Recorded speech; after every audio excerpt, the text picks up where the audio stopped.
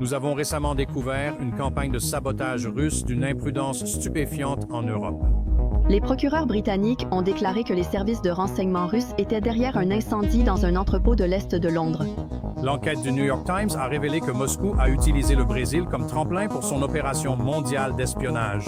Selon des responsables occidentaux, la Russie vise à diviser la société européenne, comme à l'époque du KGB. Peut-être lointaine. Révolue, mais les craintes De l'État, de l'appareil de renseignement n'ont pas disparu. Depuis ses tout débuts, l'Empire russe a toujours prospéré grâce à l'espionnage. Depuis les anciennes polices secrètes utilisées par les tsars jusqu'au redoutable et mortel KGB, il semble que la Russie est une histoire faite d'espions et de secrets.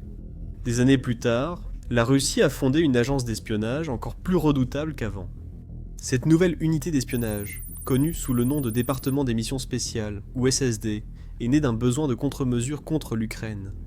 Bien qu'elle soit encore récente, elle a déjà accumulé une longue liste de crimes internationaux, de morts et de tentatives de meurtre. À ce rythme, elle détournera bientôt son attention de l'Ukraine vers les États-Unis et le reste du monde. Avec ce seul geste, Poutine a amené la guerre du front jusqu'à vos rues, vos quartiers et vos emplois. Ce n'est pas une exagération. Fin 2024, des agents de cette nouvelle unité d'espionnage ont placé un explosif dans un avion vers la Grande-Bretagne. Et heureusement, il a pris feu dans un entrepôt DHL à Birmingham au lieu de le faire dans l'avion. Tom Costello est avec nous. Tom, c'est vraiment préoccupant. Qu'avez-vous appris? Les explosifs ont explosé dans les centres de fret DHL en Allemagne et au Royaume-Uni. Le chef du renseignement intérieur allemand affirme que si une bombe avait explosé en vol, l'avion se serait probablement écrasé. Un responsable de la sécurité occidentale déclare à National Broadcasting Company News qu'il pourrait s'agir d'une opération russe visant à saper le soutien à l'Ukraine et que les vols de fret vers les États-Unis et le Canada pourraient être ciblés. Ce n'était pas un cas isolé. Cela s'est aussi produit en Allemagne. Si c'est un signe de l'avenir, alors personne n'est en sécurité. Pour mieux comprendre cette nouvelle menace pour la sécurité mondiale, plongeons-nous dans l'histoire et les fonctions du département des missions spéciales. De quoi s'agit-il exactement avec cette nouvelle agence d'espionnage ? Quelle menace représente-t-elle réellement pour l'Ukraine, l'Amérique et le reste du monde ? Vladimir Poutine cherche-t-il seulement à intimider ou a-t-il vraiment obtenu les moyens de causer des dommages à l'échelle mondiale ? Commençons par plonger dans l'histoire fascinante de l'espionnage en Russie. Cela permettra de mieux comprendre la dernière unité d'espionnage russe, le SSD. Croyez-moi, c'est aussi passionnant que peut l'être l'histoire russe. Donc, l'espionnage en Russie remonte à des siècles, bien avant le SSD ou même le KGB. Autrefois, les dirigeants russes avaient un réseau d'informateurs et d'espions pour recueillir des renseignements sur les menaces potentielles. L'une des premières utilisations de ces réseaux remonte au règne d'Ivan le Terrible au XVIe siècle. Ivan a instauré l'Oprichnina, une politique d'État qui comprenait une police secrète appelée les Oprichniki. Leur mission était de réprimer la dissidence et d'espionner les ennemis du tsar. Les Oprichniki étaient connus pour leurs méthodes brutales, incluant torture et exécution. À mesure que la Russie s'étendait, l'espionnage est devenu essentiel pour maintenir le contrôle et protéger les intérêts de l'État. Au XVIIIe siècle, sous Piotr le Grand, la Russie a développé un réseau de renseignement plus organisé. Piotr a créé le Priabrzinski Protikaz, un département gouvernemental chargé de la sécurité intérieure et du renseignement. Ce département a posé les fondements de plusieurs futures agences de renseignement. Il recueillait des informations sur les gouvernements étrangers, les capacités militaires et les menaces potentielles pour la Russie. L'Empire russe a fait face à de multiples défis intérieurs et extérieurs au XIXe siècle. Cela comprenait des mouvements révolutionnaires et des ennemis étrangers. Pour contrer ces menaces, le tsar Nicolas Ier a créé en 1826 la 3e section de la chancellerie personnelle de Sa Majesté impériale. Cette organisation de police secrète s'est vue confier 3 missions. Elle devait surveiller les protestations politiques, espionner et recueillir des renseignements sur les activités révolutionnaires. En réalisant ces missions, la 3e section a été essentielle pour préserver la stabilité de l'Empire russe. C'était particulièrement évident lors de grands bouleversements politiques et sociaux. Avant que le KGB ne devienne central au renseignement soviétique, d'autres organisations ont posé les fondations de l'espionnage en Russie. L'Okhrana, la police secrète de l'Empire russe créée à la fin du XIXe siècle, était l'une des plus importantes organisations de ce type. L'Okhrana était chargée de stopper les manifestants politiques et les activités révolutionnaires. Ils employaient diverses tactiques telles que l'infiltration, la surveillance et les opérations secrètes. Leurs méthodes, souvent impitoyables, étaient reconnues pour leur manque de scrupules. L'une de ces méthodes consistait à utiliser des espions qui infiltraient les groupes révolutionnaires et les poussaient à commettre des crimes. Cela donnait alors aux autorités un prétexte pour les arrêter. Malgré ses tactiques tant brutales, l'Okhrana a eu du mal à réprimer les mouvements révolutionnaires. C'est cela qui a finalement conduit à la révolution russe de 1917. De nos jours, les vidéos comme celle-ci sur l'espionnage, les meurtres et le sabotage sont rarement mises en avant. L'algorithme et le Kremlin veulent supprimer ces histoires. Si vous la jugez importante, aimez et abonnez-vous. Cela aide à faire passer cette vidéo au-delà du silence et directement dans les conversations que la Russie veut éviter. Après la révolution, les bolcheviks ont créé la Tchéka, une police secrète chargée de 2 missions. Il fallait protéger le nouveau gouvernement soviétique et combattre les activités contre-révolutionnaires. Sous la direction de Félix Dzerzhinsky, la Tchéka s'est vite forgé une réputation de brutalité. Ce groupe était impitoyable dans la traque des prétendus ennemis de l'État. La Tchéka a été essentielle pour consolider le pouvoir bolchevique durant la guerre civile russe. Ils utilisaient des tactiques comme les arrestations de masse, les exécutions et les camps de travail forcés pour éliminer l'opposition. La Tchéka a subi plusieurs transformations et changements de nom au fil des années, devenant finalement la GPU, ou Direction politique d'État, puis plus tard la Direction politique unie d'État, ou Direction politique unie d'État. Ces organisations ont perpétué l'héritage de la Tchéka en termes de répression sans merci et de collecte d'informations. Elles ont jeté les bases de la formation éventuelle du KGB. Le KGB, ou Komitet Gosudarstvenoi Bezopasnosti, a été officiellement créé en 1954.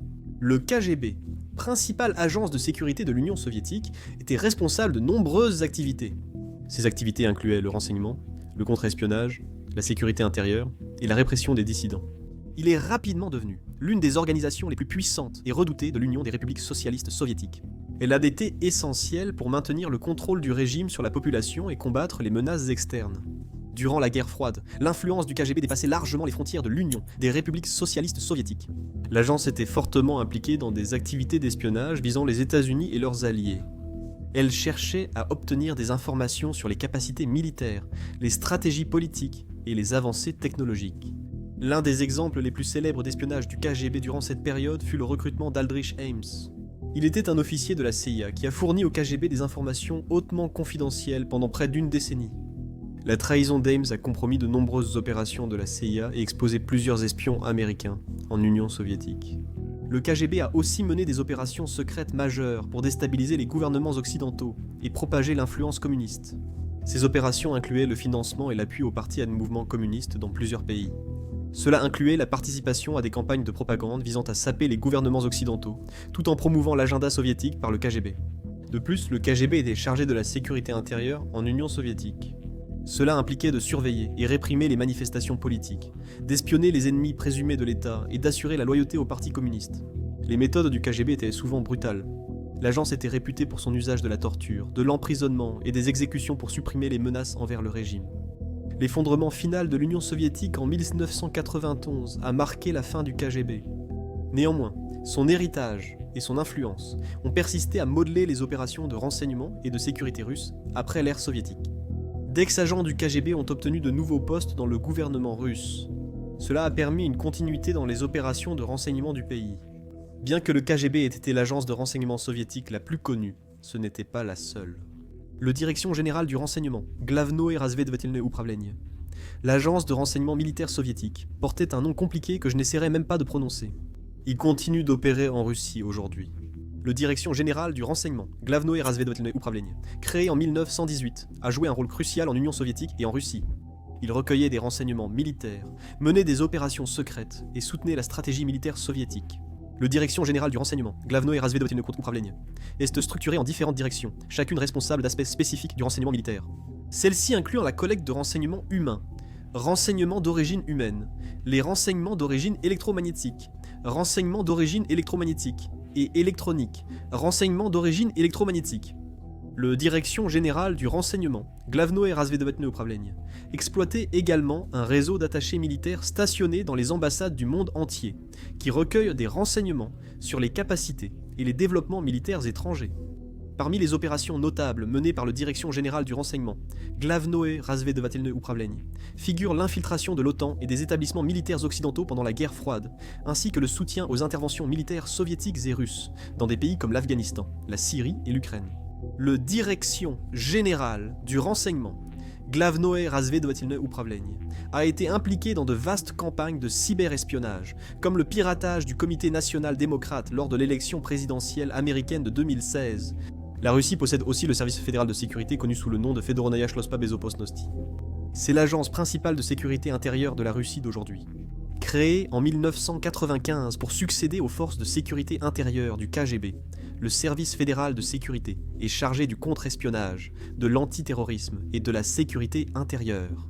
Le service fédéral de sécurité sous l'autorité directe du président russe joue un rôle crucial dans la protection de la sécurité nationale. Le service fédéral de sécurité surveille et réprime la dissidence politique, surveille les terroristes présumés et les espions étrangers, et prévient le sabotage et la subversion. L'agence est aussi engagée dans la cybersécurité, œuvrant à protéger le gouvernement russe et les infrastructures essentielles des menaces informatiques. Récemment, le service fédéral de sécurité a été mêlé à plusieurs affaires très médiatiques. Cela inclut l'empoisonnement du chef de l'opposition Alexeï Navalny et la participation présumée à diverses cyberattaques visant les pays occidentaux. Comme nous pouvons le voir, l'histoire de l'espionnage en Russie est longue et complexe, avec des racines qui remontent à plusieurs siècles. Des premières opérations de renseignement des Oprichniki et du Preobrazhensky Protokaz à l'ascension du KGB et aux activités du Direction générale du renseignement, Glavnoe Razvedovatelnoe Upravlenie, et du Service fédéral de sécurité la Russie, a développé un outil de renseignement sophistiqué et puissant. Cette riche histoire prépare le terrain pour comprendre le rôle et l'importance de la nouvelle agence d'espionnage russe, le SSD. Plongeons-nous dans cette dernière création russe. L'histoire de la création du département des missions spéciales, également appelé le SSD, est un récit fascinant qui commence en 2023, en cette année. Les tensions mondiales étaient en vive, notamment entre la Russie et l'Occident concernant l'Ukraine.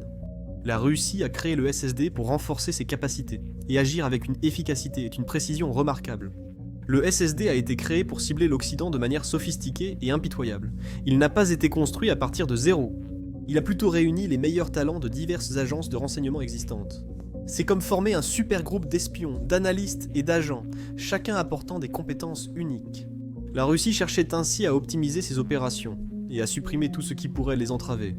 De plus, avoir des vétérans chevronnés garantissait que l'agence serait opérationnelle immédiatement, car chacun connaissait déjà son rôle.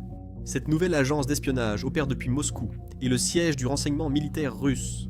Ce complexe de verre et d'acier près de Moscou, nommé Aquarium, est un lieu stratégique. Cela permet une coordination fluide avec les autres unités de renseignement et militaires.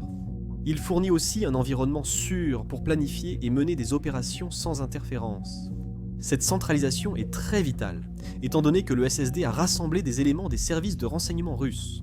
Il a acquis des pouvoirs du service fédéral de sécurité et rejoint l'unité 2955. L'unité 2955 du renseignement militaire russe est associée à des assassinats à l'étranger et à des activités visant à déstabiliser les pays européens.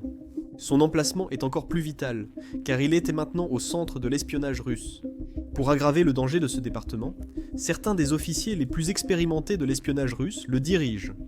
À la tête du SSD se trouve le colonel général Andrei Vladimirovitch Averianov. Né à Ashgabat, Averianov est un vétéran chevronné avec une longue histoire dans les opérations militaires russes. Averianov dirige le SSD. Auparavant, il commandait l'unité 2955 du Direction générale du renseignement, Glavnoe Razvedovatelnoe Upravlenie. Sa transition vers la direction du SSD semble idéale, vu son expérience dans des opérations secrètes risquées. Cet homme est si haut placé que le président Vladimir Poutine lui a décerné la plus haute distinction de Russie, la médaille de Héros de la Russie. Cela est arrivé suite à son rôle dans l'occupation et l'annexion de la Crimée. Le nom d'Avertianov est associé à plusieurs missions de haut niveau, comme l'empoisonnement de Sergueï Skripal au Royaume-Uni en 2018. La République tchèque a même émis un mandat d'arrêt contre lui, le soupçonnant d'implication dans l'explosion d'un dépôt de munitions tchèques en 2014. Le réseau d'Avertianov aux directions générales du renseignement, Glavnoe Razvedovatelnoe Upravlenie, est vaste, comme le montrent ses relations personnelles. Par exemple, Anatoly Chapiga, l'un des suspects dans l'empoisonnement de Skripal, est assisté au mariage de la fille d'Avertianov en 2017. C'est un cercle très fermé, ce qui montre les liens étroits entre les agents du Direction générale du renseignement, Glavnoe Razvedovatelnoe Upravlenie, et du SSD. Aux côtés d'Avertianov, en tant que bras droit, se tient le lieutenant général Ivan Sergeyevitch Kassianenko. Les débuts de la carrière de Kassianenko demeurent mystérieux, mais sa réputation au sein de la communauté du renseignement reste irréprochable. En tant qu'adjoint d'Avertianov, Kassianenko joue un rôle clé dans la coordination et l'exécution des opérations du SSD. Son empreinte est partout dans la mission d'empoisonnement de Skripal, mais son expertise ne se limite pas à l'Europe. Kassianenko a aussi une présence importante en Afrique. Après la mort d'Yevgeny Prigojine en 2023, le SSD a repris les opérations paramilitaires de Wagner en Afrique. Kassianenko a été un moteur essentiel de ces initiatives, avec une influence sur plusieurs continents. En Afrique, il assurait la sécurité des juntes militaires et exploitait les ressources naturelles pour financer les opérations. Il est clair que la portée et l'impact du SSD sous la direction de Kassianenko sont considérables. Le SSD n'est donc pas une simple nouveauté. C'est une force redoutable avec des dirigeants chevronnés comme Avirionov et Kassianenko, qui portent un héritage de tactiques d'espionnage agressives. Ils incarnent la continuité et l'évolution de la puissance d'espionnage de la Russie, depuis l'ombre de la guerre froide jusqu'aux opérations secrètes d'aujourd'hui. Chaque détail concernant ces personnages et leur rôle au sein du SSD révèle les capacités et les ambitions stratégiques de cette nouvelle unité. Le SSD est divisé en départements spécialisés, chacun axé sur différents aspects de l'espionnage et des opérations secrètes. Cette spécialisation rend le SSD très efficace, car chaque département perfectionne ses compétences jusqu'à l'excellence. Le département d'espionnage cybernétique gère tout le piratage et la cyberguerre. Il s'infiltre dans les réseaux, dérobe des données sensibles et perturbe les infrastructures critiques. Ensuite, il y a le département des opérations de sabotage, en charge du sabotage physique. Ces agents mènent des missions à haut risque visant à provoquer un maximum de perturbations. Cela inclut faire exploser des infrastructures clés ou planifier des déraillements de trains. Ils collaborent étroitement avec l'équipe cyber pour coordonner des attaques numériques et physiques. L'une des parties les plus secrètes du SSD est l'unité d'assassinat. Ces agents ont pour mission d'éliminer des cibles de grande valeur qui menacent les intérêts de la Russie. Leurs missions sont soigneusement planifiées et exécutées avec précision. Ils ne laissent souvent aucune trace. Un autre département crucial est celui de la désinformation et de la propagande. Cette équipe propage de la désinformation et de la propagande pour déstabiliser ses adversaires et créer la confusion. Ils créent et propagent de la désinformation via les réseaux sociaux, dans le but de miner la confiance du public envers les institutions gouvernementales. La division d'analyse du renseignement est chargée de collecter, analyser et interpréter les renseignements de différentes sources. Ils offrent l'analyse stratégique guidant les opérations du SSD. Cela garantit que chaque action est basée sur des informations précises et à jour. À ce stade, vous vous demandez peut-être qui accomplit ces tâches et comment ils y parviennent. Eh bien, intégrer le SSD n'est pas une mince affaire.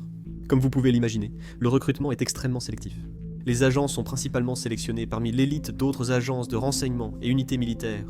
Le processus de sélection est ardu, avec des tests poussés, entretiens et vérifications de référence. Seuls les individus les plus compétents et loyaux sont retenus. Une fois recrutés, les agents du SSD suivent une formation approfondie pour les préparer aux défis uniques de leur travail. Cette formation comprend des cours avancés et des techniques d'espionnage, la cyberguerre, des tactiques de sabotage et des opérations psychologiques. Ils apprennent aussi des langues et cultures étrangères, pour bien s'intégrer durant les missions à l'international. La formation est exigeante physiquement et mentalement. Cela pousse les agents à leurs limites, afin de s'assurer qu'ils puissent gérer le stress et la pression des missions à haut risque. Le SSD opère selon un code strict, mettant l'accent sur la loyauté, la discrétion et l'efficacité. Les agents doivent maintenir les plus hauts standards de professionnalisme et d'intégrité. Toute violation de ce code entraîne des conséquences graves. Au sein du SSD, il règne un fort esprit de camaraderie et d'entraide. Les agents se soutiennent mutuellement et se conseillent. Cela crée une communauté soudée qui fonctionne comme une machine bien huilée. Des exercices d'équipe réguliers et des missions collaboratives renforcent ce sentiment d'unité. Le patriotisme et le devoir sont au cœur de l'éthique du SSD. Les agents sont dévoués à protéger les intérêts de la Russie et à promouvoir ses objectifs géopolitiques. Cet engagement les pousse à accepter les missions les plus périlleuses et ardues, souvent au péril de leur vie. Le SSD se distingue par son utilisation de technologies de pointe. Cette unité a accès aux avancées les plus récentes en cyberguerre, surveillance et technologies de communication.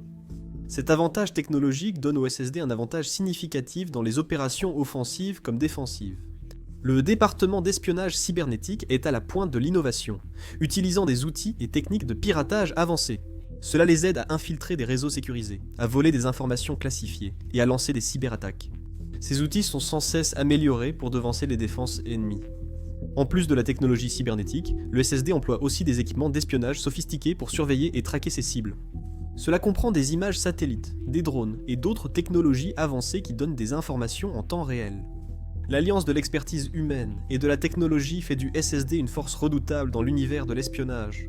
Maintenant que nous avons examiné leur structure, passons en revue les objectifs et le mandat du SSD. Nous abordons maintenant les raisons de la création du SSD par Poutine. Quelles sont ses intentions exactes ?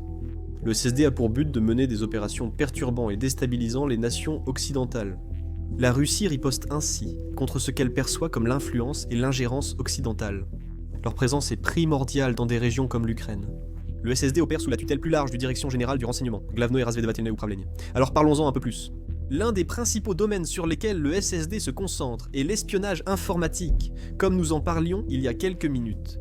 Aujourd'hui, la cyberguerre est un champ de bataille majeur auquel le SSD consacre un département entier. Ces agents sont tels des magiciens technologiques dans l'univers de l'espionnage. Ils piratent des réseaux, volent des données sensibles et perturbent même des infrastructures critiques.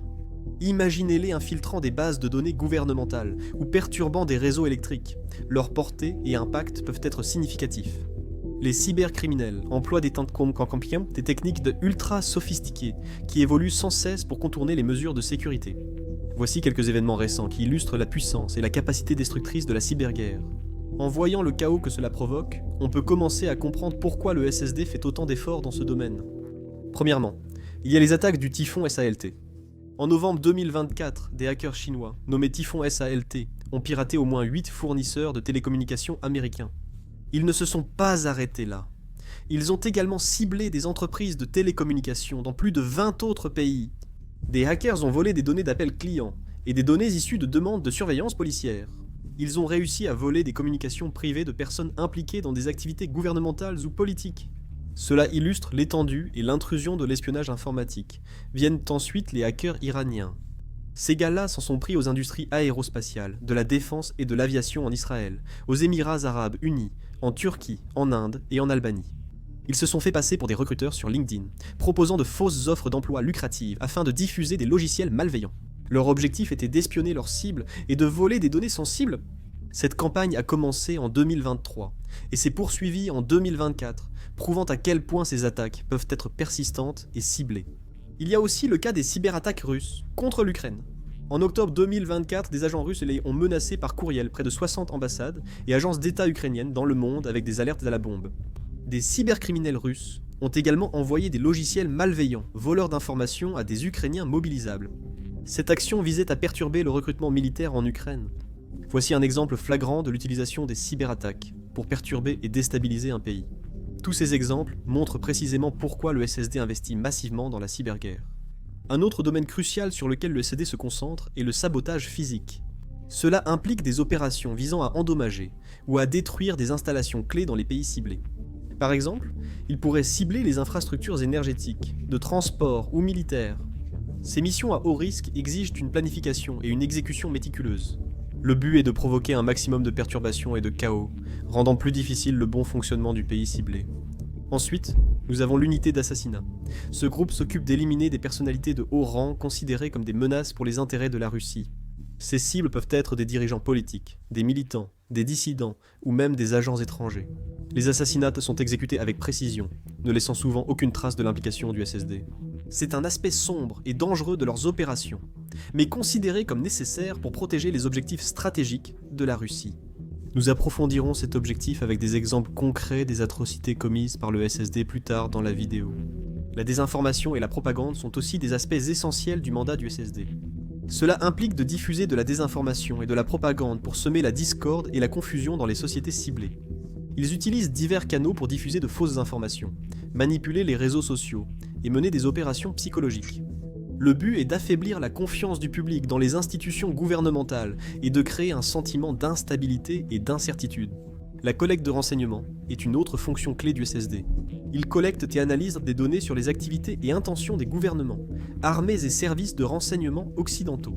Ces renseignements sont cruciaux pour planifier et exécuter leurs opérations.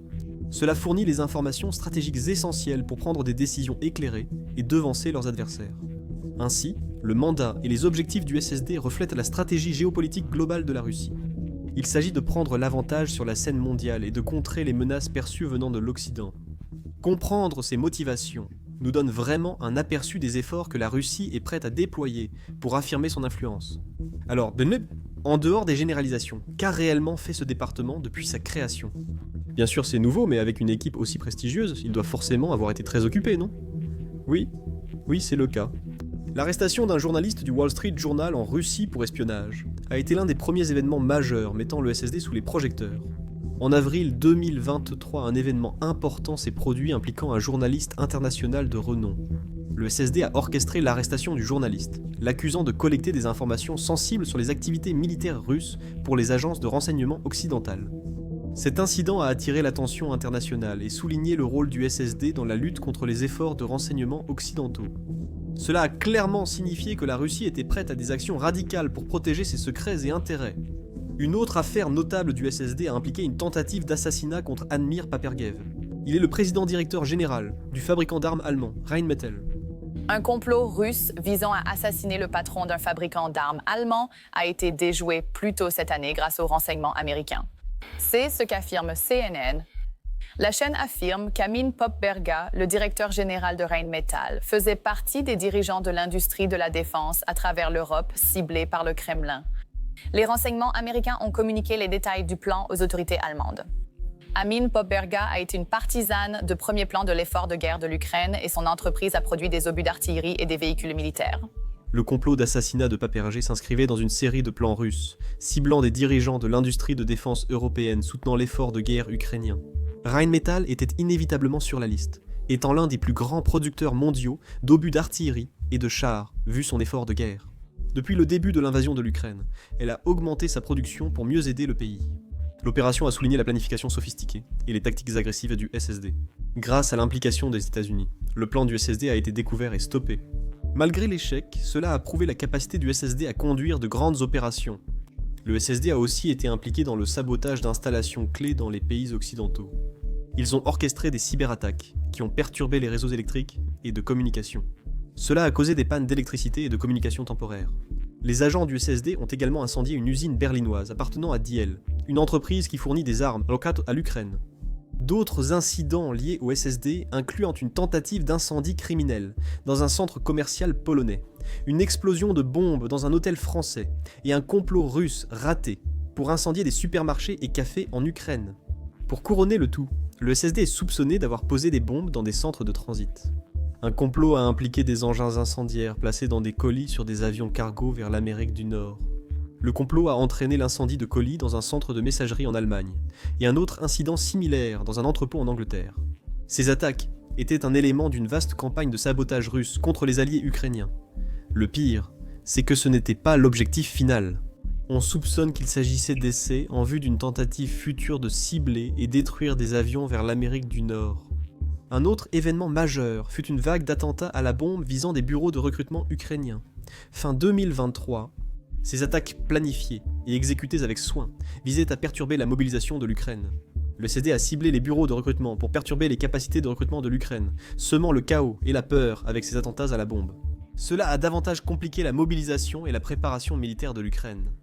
En plus de ces incidents très médiatisés, le SSD a aussi pris part à de nombreuses autres opérations secrètes. Bien que moins médiatisées, elles sont tout aussi dangereuses.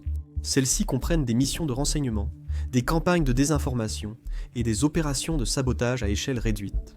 Chaque opération est minutieusement planifiée et exécutée pour servir les objectifs stratégiques de la Russie. Pendant ce temps, cela mine la stabilité et la sécurité de ses rivaux. Ces incidents n'ont pas eu lieu sans être remarqués. Les pays occidentaux ont renforcé leurs mesures, notamment la cybersécurité, pour contrer la présence et les activités du SSD. Les gouvernements mondiaux ont accru les investissements pour sécuriser les infrastructures essentielles et les données sensibles. En 2024, les dépenses mondiales en sécurité de l'information sont estimées à 183,9 milliards de dollars américains. En 2025, les dépenses mondiales en sécurité de l'information devraient atteindre 212 milliards de dollars. C'est une hausse considérable. Ils collaborent avec les entreprises privées pour bâtir des systèmes et des défenses plus robustes. De plus, les agences de renseignement des membres de l'OTAN et d'autres alliés ont intensifié leur coopération et le partage d'informations. Cette collaboration vise à mieux comprendre et répondre aux opérations du SSD. En partageant ressources et expertise, ces agences veulent garder l'avantage sur le SSD et réduire son impact. Une pression diplomatique a aussi été faite pour gérer les activités du SSD. Les pays occidentaux ont exigé diplomatiquement que la Russie soit plus transparente sur ses activités d'espionnage. D'autre part, des réunions de haut niveau ont eu lieu, les diplomates cherchant à coordonner des actions contre le SSD.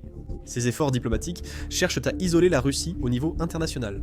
Ils visent aussi à augmenter le coût et rendre intenables ces opérations secrètes. En présentant un front uni, les pays peuvent signaler clairement que ces activités ne seront pas tolérées. Pour contrer les campagnes de désinformation du SSD, les nations occidentales ont lancé leurs propres efforts de contre-désinformation. Ces initiatives visent à identifier et exposer la désinformation, promouvoir un journalisme précis et sensibiliser aux dangers de la propagande.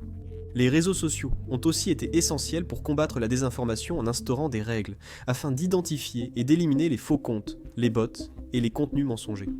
Ces efforts ciblent la désinformation pour réduire l'impact des opérations psychologiques du SSD et préserver la confiance du public envers les institutions gouvernementales. Nous pouvons vous parler des bots en toute connaissance. Cette chaîne en a beaucoup souffert à cause d'eux. Des sanctions économiques et diplomatiques ont été imposées pour responsabiliser la Russie de ses activités d'espionnage. Ces mesures visent à dissuader de nouvelles opérations du SSD et à signaler la désapprobation internationale. Bien que l'efficacité de ces actions reste à démontrer, elles représentent un effort uni de la communauté internationale pour s'opposer aux activités du SSD. Malgré les efforts, le SSD reste un adversaire redoutable. Ses opérations sophistiquées, sa technologie avancée et ses agents expérimentés en font un défi majeur pour la communauté internationale. Alors que le SSD continue d'évoluer, les stratégies pour contrer ses activités doivent aussi s'adapter. Une vigilance constante, la coopération et l'innovation seront cruciales pour contrer la menace du SSD et assurer la sécurité mondiale. Compte tenu de tout cela, comment le SSD est-il perçu à l'intérieur des frontières russes ? En Russie, la perception publique du SSD, ou département des missions spéciales, est plutôt partagée. Les opinions sur ce sujet varient selon les expériences et perspectives de chacun. De nombreux Russes voient le SSD comme un outil essentiel à la sécurité nationale. Ils jugent cela essentiel pour protéger le pays des menaces extérieures et de la dissidence interne. Cette conviction découle de la longue histoire russe face aux adversaires extérieurs et à l'instabilité politique. Le gouvernement a contribué à cette perception en dépeignant le SSD comme une organisation patriotique et indispensable. Il souligne le rôle du SSD dans la protection nationale, amenant les gens à le voir comme essentiel à leur sécurité. Cependant, il existe aussi un sentiment de peur et de méfiance envers le SSD. Certains sont au courant des tactiques répressives de l'agence et de son rôle dans des opérations secrètes. Ils craignent de potentiels abus de pouvoir. Ces personnes pourraient voir le SSD avec suspicion, préoccupées par son impact sur leur liberté et leur vie privée. La représentation médiatique du SSD était grandement influencée par le contrôle étatique et la censure.